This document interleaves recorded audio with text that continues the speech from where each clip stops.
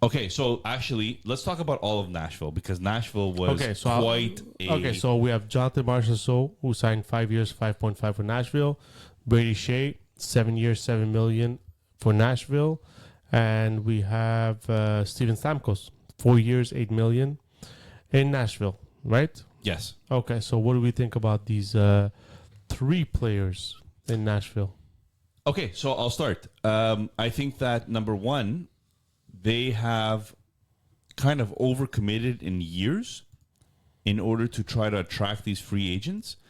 And by doing so, they've actually opened a window for them to compete for the cup.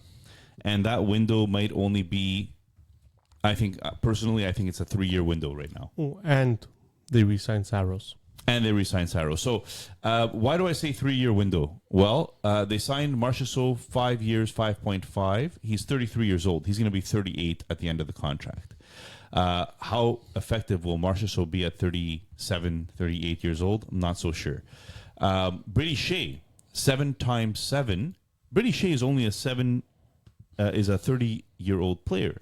So when it comes to 7 times 7, you know, you're really banking on the next 5 years of that contract hoping to pay off. It's a little bit of an overpay already because Brady Shea, he had his career year points-wise last year. But before that, he wasn't really a points getter. Much of one, anyways. 30 years old. He's going to be 37 at the end of the contract. Steven Stamkos is already 34 years old. He signed 4 times 8. Well, he's going to be 38 at the end of the contract, getting paid $8 million. So really, I see a 3-year window here. And the 3-year window is kind of all I give Nashville because of all these signings. And don't forget, Roman Josi is no young stud either, eh? So don't you feel like you did this for Josi? Probably. Saying, hey, I'm going to give you a chance to win a cup in the next 3 years. Probably. Look, so just to touch on, I think Brady Shea's fantasy value dips quite a bit. I agree. Look, I didn't realize this till I researched it for this segment, but he only averaged like 59 seconds of power play time. That's not a lot. And he still managed to put up a lot of points, 5-on-5. So he's still 40 points at $7 million. For me, it's not enough in a fantasy cap league. So I think his production will probably dip, but from an NHL perspective, it's a good addition to the team if they want to build a winning team. Jonathan Marchessault, look, anytime you add a lot of pieces to a team all at once, it never really just blends so easily, right? So I don't know how this is going to work. Steven Stamkos, I think, could make it work. He has like a specific trait, especially on the power play. He's going to put up a lot of points. I have a hard time with Marchessault. I don't know how well he'll fit in Nashville. I have a little bit of a harder time with Stamkos. And yeah, you might say that, hey, he's a 40-goal scorer last year. What are you talking about?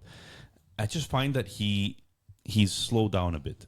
And you could see it in his skating, right? He's not creating the stuff on his own, but he's still finishing. Mm-hmm. But he needs someone to set him up. So I don't know if is Marchessault going to be that guy? Is Tommy Novak going to be that guy? I feel they're a little weak down the middle. I mean, when you have O'Reilly as your number 1 and Novak as your number 2, I think O'Reilly would better be fit as number 2 and have someone else as a number 1.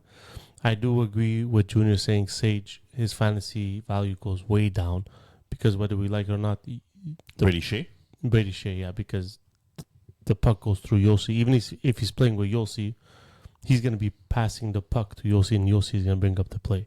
Well, Brady Shea wasn't the top power play guy in Carolina, right? Well, Burns at one point they took Burns off, and that's how he got his power play time. But so, listen, Steven Stamkos, I think he's going to be there to prove a point. He's going to come back with vengeance that he can still play in this league. So I think he'll be good. Jonathan Marchessault, listen, we always underestimate this guy, and he always comes out with a winning season, right? So, listen, I like the moves, but I agree with Junior. Again, saying you put in these many new guys on one team, how fast is it going to take for them to blend? So, we'll see. We'll take it from there. So, just to your depth at center, what if they put Stamkos as center? and then you have O'Reilly, Stamkos, and Novak as your 1, 2, 3. Can Stamkos keep up being in the I don't middle? think he's a center anymore. That's what it'd be. But Stamkos, what you're banking on is those power play points, right? Yes. You have Forsberg, O'Reilly, Stamkos, Yeah. Yossi on the power play. Solid. I think this, even though Forsberg had a great year last year, I think this helps Forsberg even more.